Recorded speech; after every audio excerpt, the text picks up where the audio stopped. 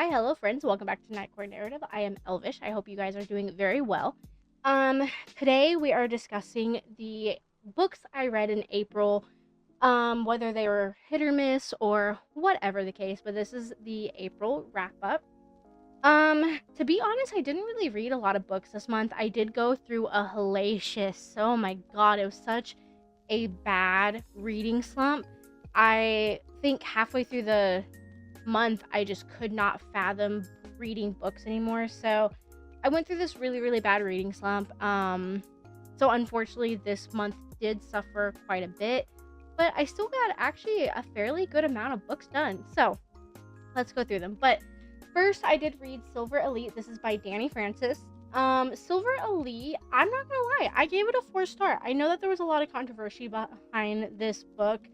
A lot of people were saying that it was either written by AI or that it was plagiarized from other books such as Divergent, but to be honest with you, I didn't really get that vibe. I do think that a little bit was probably inspired by, but other than that, no, I really didn't get that. I didn't really get that vibe. I don't necessarily think it was heavily plagiarized. Do I think it was also written by AI? I don't think so, to be completely honest with you. I do think a little bit of the phrasing did throw me off a little bit, but I don't know. I don't know. I really don't think that it was as bad as they were saying. I might make a video on that alone, so I kind of don't want to say too much about it. Will I recommend Silver Elite? Absolutely, yeah. To be honest with you, I'm actually getting really excited for the second book to come out in maybe like a week or two. So I will 100% be reading that as well. I really actually enjoyed it. It was fun. Let me see. Let me see. If you actually, I do have a very long review on Goodreads and Storygraph, so if you guys want to go read those, you can. Basically, like skimming through it, it wasn't the best book in the world, but it did what it needed to do to keep my attention the entire time. The writing was pretty inconsistent. Not sure if the book is categorized as, but I would say that it leans more towards young adult. The dialogue also felt kind of repetitive all over the place. The amount of holy hell fucks, I remember that now. Oh my god. Started to take me out. However, I don't see how this book is considered enemies to lovers. I think instant infatuation is more accurate. This is kind of a turn your brain off and vibe kind of book. Secondly, I feel like it did lack a true dystopian feel. The world felt a little bit too put together and to be considered dystopian, or even to be considered Hunger Games or Divergent. Which that was what a lot of people did say. They said that this book reminded them of Hunger Games and Divergent because of the dystopian aspects. I don't agree with that at all. I feel like that was actually very far-fetched, and I can kind of see it to an extent, but the similarities to the battle camp aspects of Fourth Wing and Divergent were fairly similar. The plot itself is kind of flawed, blah blah blah. Okay, you kind of get it, right? I have a very long review on Goodreads and Storygraph. It's Night Court Narrative, if you want to go read that. But I will most likely make a video regarding this book, so definitely keep an eye out for that. The next two, actually. I think this is where my reading slump started happening. The next two are both 1-star books. The first one is Don't Let the Forest In by CJ Drews. I did give this a 1-star rating. First and foremost, the thing that really caught my eye about this book was the cover. I absolutely love the cover so much. It definitely drew me in when I saw it in the bookstore. I also don't go into books knowing anything about it. I don't read synopsis or anything of that nature, so I don't know anything about the books. But I don't see, in my personal opinion, how this book has so many 5-star reviews. To be quite frank, this book is a little bit too woke for my personal opinion. I also found the writing very lackluster, as well as cliche and very, very repetitive. I do realize this is young adult, but I found it to be a little bit too young. Does that make sense? The story itself was okay. The characters lacked every bit of substance, in my personal opinion, and I just didn't really find any enjoyment in any of these characters. I was actually thoroughly confused 90% of this book. Um, but I don't know. I thoroughly didn't like it. I also didn't really enjoy the wokeness of the book, to be honest with you. It was just it was very loud, if that makes sense. And I gave it a 1 star. I couldn't handle it. The next is The Familiar by Lee Lay Lulo. No, I'm being stupid. Leah, maybe. Um, this book has been on my TBR for God knows how long. At least a year and a half now, because it came out in 2024. I think as soon as it came out, it immediately went on my TBR, and I never got around to reading it, unfortunately. But I did end up reading it. I actually DNF'd it 25% through, and my rating is, and I quote, "This book was so boring." I don't remember a single thing about this book. I will not lie to you. I don't remember a single thing about this book. I think it was about vampires. Maybe? I have no idea.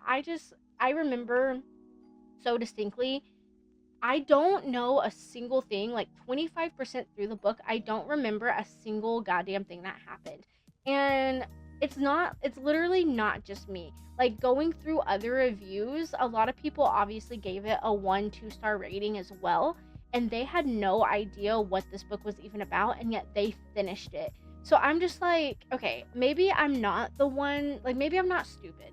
But, like, I don't know. I don't know what to. I don't know. I don't know. This one review, typically I don't ever read reviews on here, but this one review said, "Wow, this was boring. I kept reading because it seems like there was plenty. It seemed like there was a build-up, even if the build-up was way too long. But in the end, I was just as disappointed and confused at the point of what it all was. I'm a sucker for a good old magic tournament with unique magic systems, but the complete disinterest for the main character and our love side plot made it very difficult to care about much of anything." And then this one says, "Easily the worst reading experience of the year. It was hard to imagine a book more uninteresting, more formula more more unsexy and uninspired, more incapable of saying or exploring anything, more excruciatingly and overwhelmingly dull. What a waste of my precious time. The only reason it gets a star is for its gorgeous cover. The artist behind it deserves all the praise." DNF at 41%. I wanted to like it, but my god.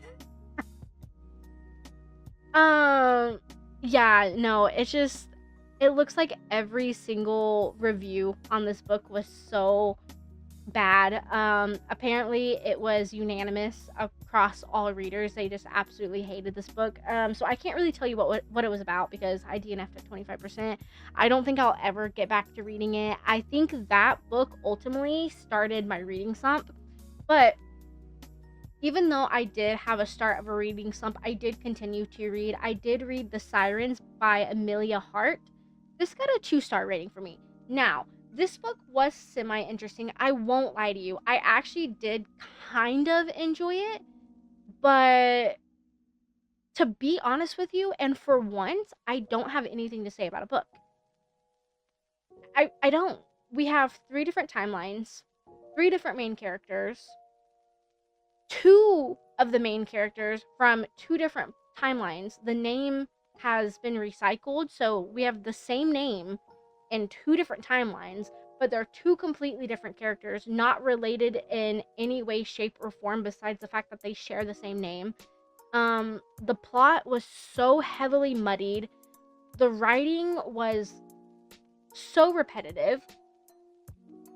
We even have a slur thrown out randomly, like 50% into the book, that I don't feel was absolutely justified. Like, I don't ever justify saying slurs. I don't think that they should ever have a part in anyone's vocabulary. But there are some times, like, if it's like, if it's like a historical book and it is in certain points and a word is said, I could understand because it is a historical moment. However, if you're just writing a random book and then just randomly throw out a word, I am talking about the F slur, talking about the LGBT plus community. I don't think it was justified at all. I don't see why it had any reason being in this book besides just being there. So it did make me feel a little bit uncomfortable. I don't like this book. It was kind of interesting. I won't lie to you. It was kind of interesting, but I don't like the book. I don't understand it. We have a girl that just, let me see if I get this right. Okay, this is how confusing it is. We have a timeline back from like the 1700s. I think the main character and her daughter are slaves. And then we have a timeline from the 1990s.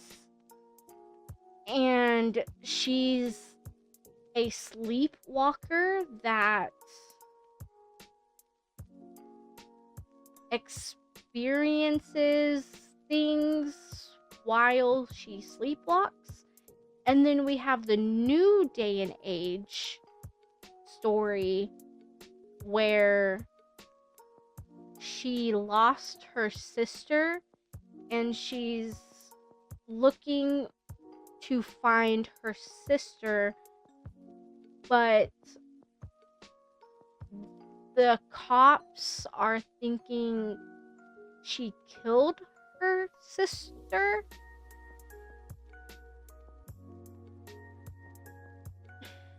Next, we have Startling House. This one is by Alex E. Haro. This one actually got a 3-star rating. We were moving up. This was actually, it wasn't bad. It wasn't bad. I do think something was missing though. I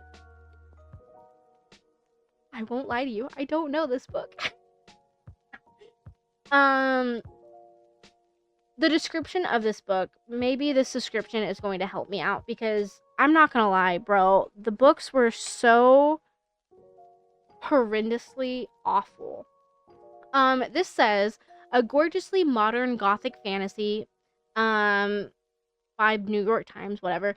I dream sometimes about a house I've never seen. Opal is a lot of things: orphan, high school dropout, full-time cynic, and part-time cashier. But above all, she's determined to find a better life for her younger brother Jasper, one that gets him out of Eden, Kentucky, a town remarkable for only 2 things: bad luck and E. Starling, a reclusive 19th century author of the Underland who disappeared over 100 years ago. All she left behind were dark rumors and her home. Everyone agrees that it's best to ignore the uncanny mansion and its misanthropic? What the fuck is that? Air. Sorry. Dyslexic at his moment. I'm like trying to like decipher. Almost everyone anyway. I should be scared, but I don't. But in the dream, I don't hesitate. Opal has been obsessed with the Underland since she was a child. When she gets the chance to step inside the Starling house and make some extra cash for her brother's escape fund, she can't resist. But sinister forces are digging deeper into the buried secrets of Starling House. So, if I remember correctly, she basically goes into the Starling House and she is a maid. She does take on an extra job as a little maid in this house. She starts talking to the owner, which is obviously this 19th century vampire, I'm gathering. He starts unfortunately falling for her. She kind of starts falling for him. There are secrets to uncover, but he's very don't touch this, blah blah blah. And it wasn't bad. It wasn't bad.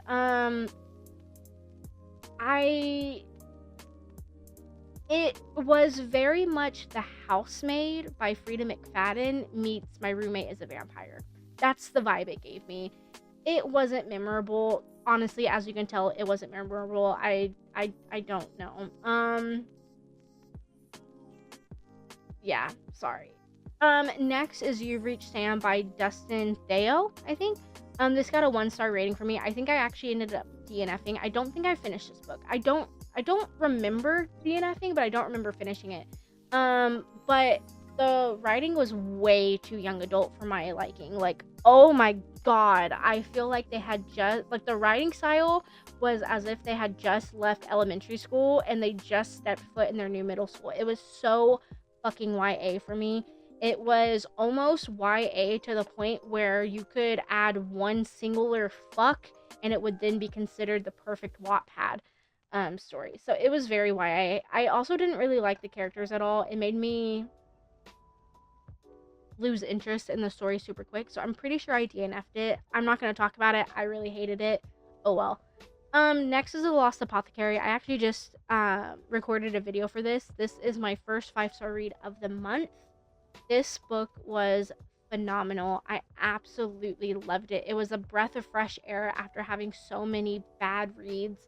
We have 2 timelines. We have 18th century and then we have 20th century. Back in the 18th century, it's the we have an apothecary that basically dishes out herbs that allows mistresses and wives to kill off their husbands, and this is obviously back in like the Viscount Duke areas.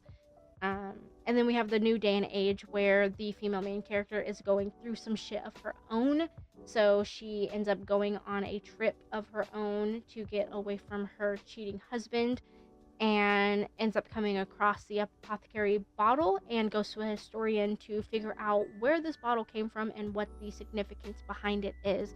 So we get the dual timeline of back in the day versus newer day. It is very, very interesting. I thoroughly enjoyed it. Next is I'm Gonna Get You Back. This looks like it's only an audiobook. I did listen to this audiobook on Spotify. I won't lie to you. It got a 1-star for me. First and foremost, I want to say that I'm going to say this with my chest. I am so sick and tired of book talk recommendations. They are horrible in every single way. It's very, very, very, very, very, very, very, very, very, very, very, very, very far and few in between that a book talk recommendation is actually decent. I don't see how any of these books that they recommend are ever going to be good. They are so trash. First and foremost, I'm just gonna be that person. The title makes no fucking sense whatsoever. You can't get someone back when you didn't even have them to begin with, but whatever, I digress. Instead, you choose her best friend. Okay. And then, which in the long run clearly didn't work because now you're chasing after the main character. I don't fucking know what the story is about. This motherfucker, this main character, this male main character, I'm gonna call him Chad. He has a fucking mullet. First of all, any guy with a mullet already is a red flag. Like, we shouldn't even be fucking with guys with mullets because obviously, red flag. Secondly, the characters were not likable at all. I didn't like any of them. None of them appealed to me. I didn't get attached to either one of them. Like I said, you have this wannabe Chad with a mullet, mind you. I will say it again.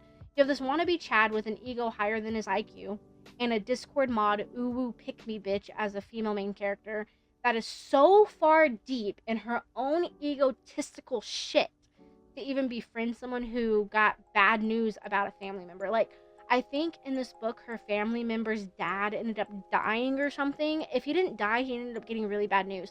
But he ended up dying. She got mad at her friend for, like, grieving and, like, taking time to herself. So she picked up all of her shit and she moved across the country to throw a little temper tantrum because, oh my god, she's not even my friend anymore. Like, fuck off. Like, that type of retaliation was just so fucking uncalled for. I really did not like her attitude or her ego. It was just so god awful. And apparently the main plot was supposed to be about a stalker. Hello? There was a stalker introduced in chapter 1, and I think it's every like 4 to 5 chapters the stalker is mentioned again. We never see the stalker, by the way. And it was just such an anticlimactic part of this story. It was so minimal that you forget the stalker is even there 98% of the book. And to reveal him at the end, it was just fucking laugh-worthy and fucking... It was so bad. It was... Ugh, I need water. Okay.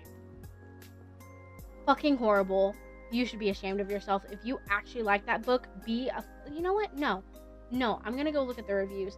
This book has a whopping 3.3 star rating. Let's read one of these reviews, shall we? So it looks like it's majority 2 and 3 star ratings. Okay.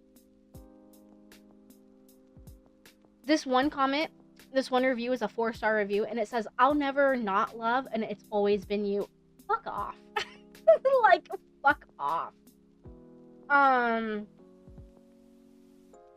Fuck off. That is the dumbest shit I've ever fucking heard. Sorry, a lot of these, they don't even have reviews. Okay. I'm waiting for a review.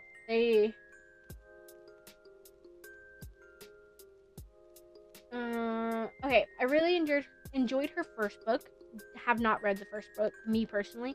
Reread it and then didn't enjoy any of her other books. I just don't feel like her writing has progressed in any way that I enjoy. At least now I won't waste my time with the vampire book. The novella seems way too long to read.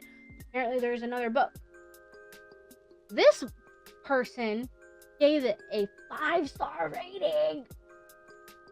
I always say don't yuck anyone's fucking yum, but goddamn, at some point you have to. Okay, next. So now at this point, I had already gone through my reading slump. It was about a week and a half, almost 2 weeks. I couldn't even fathom reading, whatever. So we went out. I actually went with my boyfriend. I ended up going to his job with him on a weekend, and I worked alongside him, just kind of help out the owners of his job. And on the way home, we decided to stop at a card shop that also had manga, comics, anime. You know, it was an everything shop.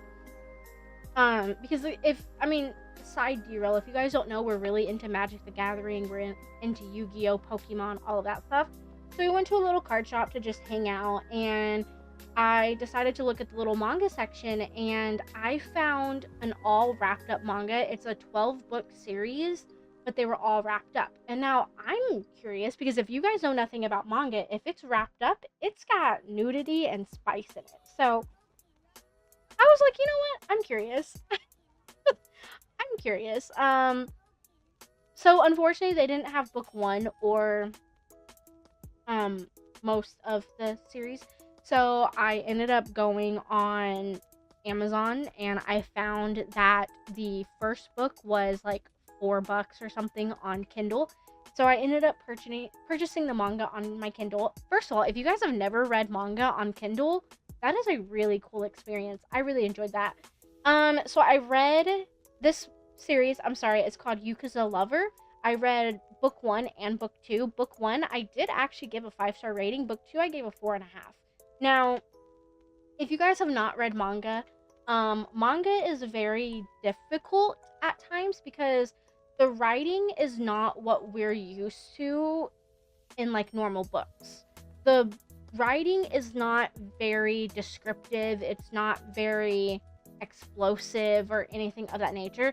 The writing is very simplistic, and it's very just conversation driven. It's very much like they rely on you looking at the pictures to decipher what's happening rather than actually like in detail telling you.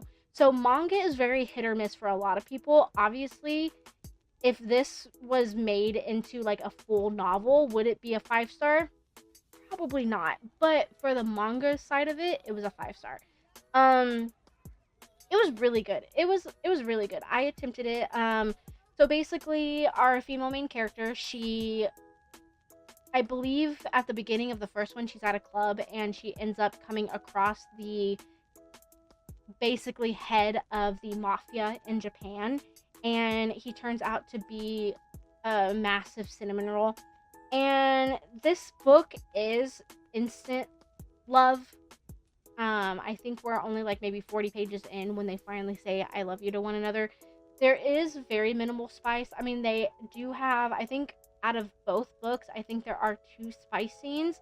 Not much is actually shown. I think it's just having the naked body, which is why it's wrapped, but there's not too much nudity going on. Nothing really is shown. So I do think it is a little bit more appropriate for, I would still say of age. I would say be 18. I think you have to be 18 to buy wrapped manga anyway. But no, it's really cool. We get to see a little bit of the mafia side of things. Obviously, he has enemies, and we get to see how he deals with those enemies. Book 2 is more so about, we get our very first enemy. I kind of didn't really like his character. His character was a little bit weird, in my opinion. It was a little bit too much and too attempted to be quirky. So he did kind of pull me out of the book a little bit. So that's why I dropped the second book to a 4.5-star rating.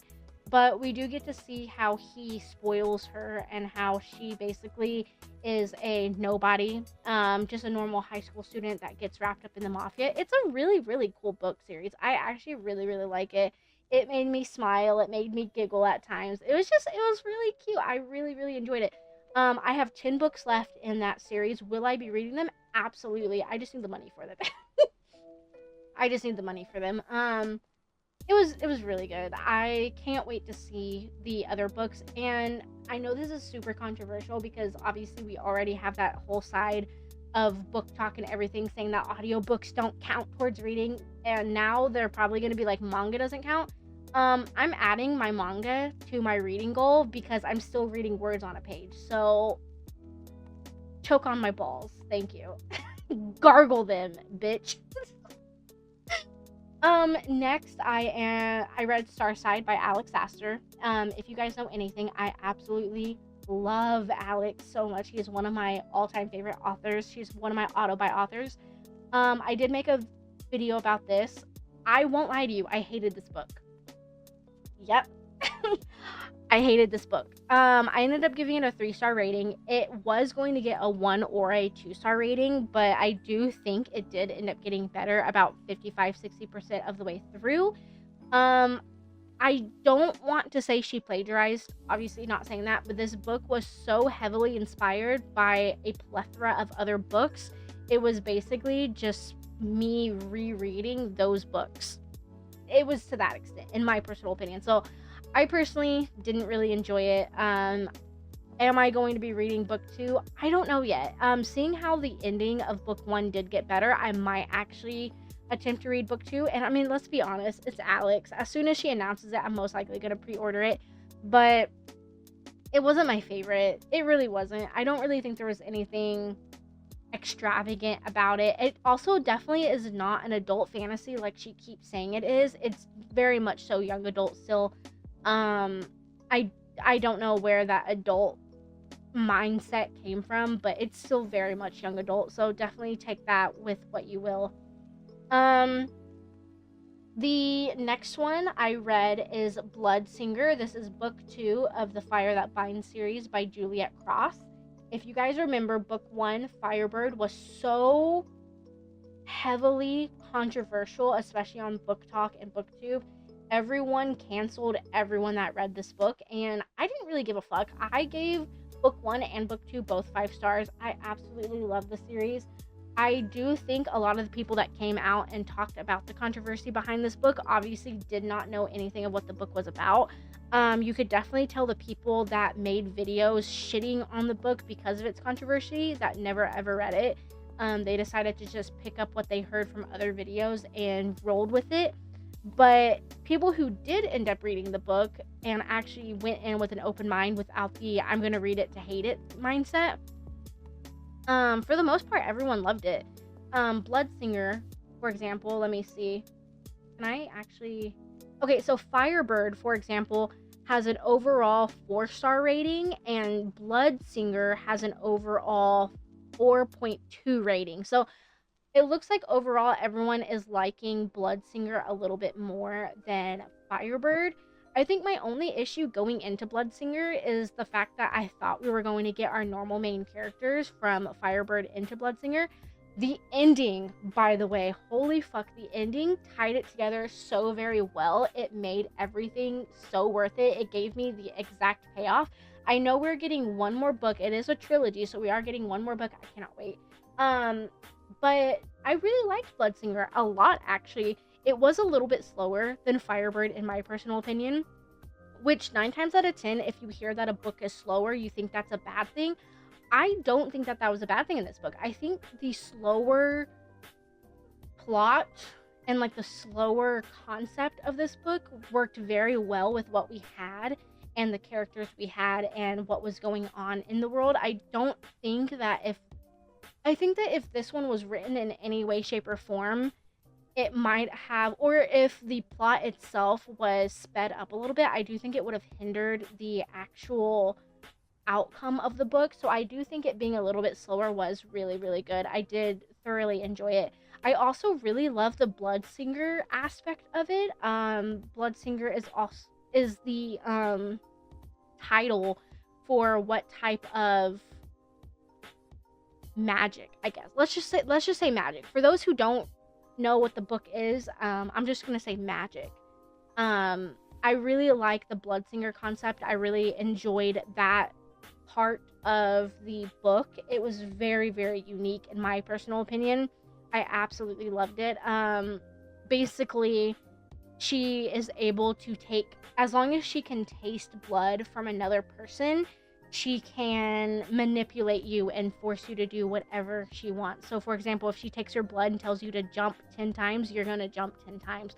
It was very, very unique. I really loved it. I personally haven't seen anything of that nature yet in a book. So, for me, it was fresh. But I really, really enjoyed it. I do say if you want to read these, do not look up the controversy, just go into it. Do it with a fresh mind. It's a very, very good book. I will say, because this is more Roman times and this is back in the Roman Empire times, there is slavery. Just putting that out there. Next and kind of final, I did read The Cruel Angel by Rebecca Kinney. I also just made, what did I do? Huh? What did I do? I made a video. My brain just like buffered so hard there. I did end up making a video on this. I think it might be coming out sometime this week or next. This is a retelling of Phantom of the Opera. And if you guys know me, I hate retellings so much. This was phenomenal. It had a 5-star rating until the very end, which unfortunately got dropped down to a 4-star rating. Definitely go watch that video, but longest story short, this is a retelling of Phantom of the Opera. It is set in the new day and age here in like the 21st century. I really actually loved the concept of having an older, like 19th century type musical, I guess, because like, right, the Phantom of the Opera technically, like, in the times that it's set, it's in the 19th century, right? Like, because that's in like the 1800s ish. Well, whatever. Either way, it was a really cool concept having an older type concept put in the new 21st century. There are a lot of references that definitely hit. There were other concepts that kind of lacked on my end. I don't want to give too much, but I do think, in my personal opinion, the ending for me became too much about supernatural and less about Phantom of the Opera. So in my personal opinion, it did lose an entire star rating for me because I didn't really At that point, once I hit the 75% mark, I was no longer reading a Phantom of the Opera retelling. I was just reading a supernatural book. And so it kind of lost a bit of oomph, in my opinion, but it was a really, really good book. I definitely recommend that book to everyone, and I will definitely be rereading it at some point. But I wish it was just a little bit more consistent. Overall, it was really, really good. Finally, I have yet to finish reading it. I am reading Powerless by Lauren Roberts. I got so tired of seeing everyone talk about how this book plagiarized The Red Queen. Unfortunately, I have not read The Red Queen yet. The reason why I started with Powerless is because I already own it. Unfortunately, I fell into the, ooh, pretty covers, let me buy. I am about 70% through it, and it is an exact plagiarized copy of The Hunger Games. I see no difference between Powerless and The Hunger Games. Will I read The Red Queen after? I'm gonna try. I'm gonna try. But Powerless for me is literally just The Hunger Games to a T. And it's actually very heartbreaking to see. And I'm kind of losing interest in it. But I have about 35-40% left of the book. I should be finishing it tomorrow, I think.